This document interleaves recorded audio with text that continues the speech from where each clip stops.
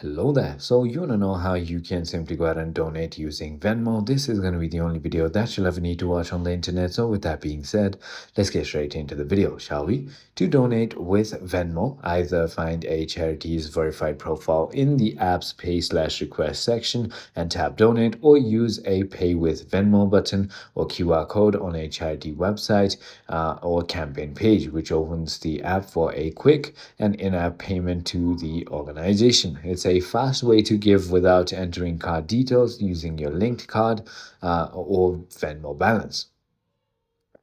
So all you need to do is open the application and then tap the pay/request button. In the search bar, type the charity's name or cause, which could be anything. Tap the charity's filter to see verified profiles. Then tap the charity's profile and then hit that donate button.